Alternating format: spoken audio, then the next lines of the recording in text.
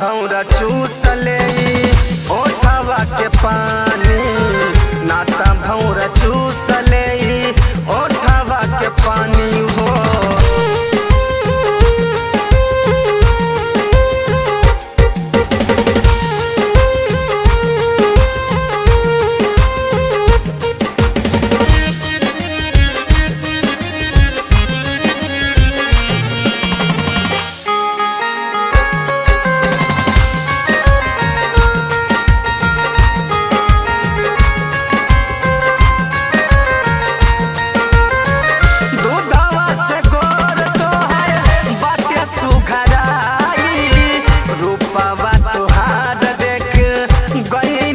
भाई हो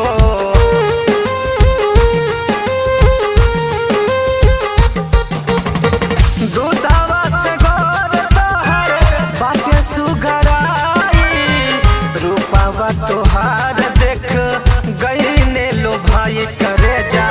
ऐसे में सम्हारा गोरी अपन जवानी हो, अपन जवानी, नाता भौरा चूस ले ओठवा के पानी हो, नाता भौरा चूस ले ओठवा के पानी।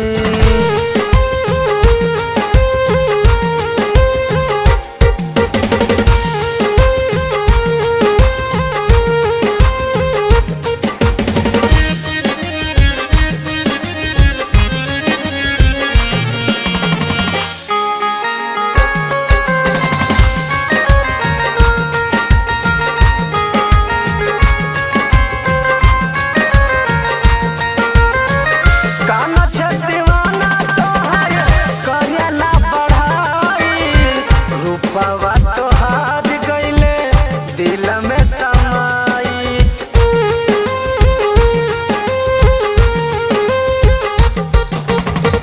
काना छे दीवाना तोहार करेला बढ़ाई, रूपावा तोहार गईले दिल में समाई।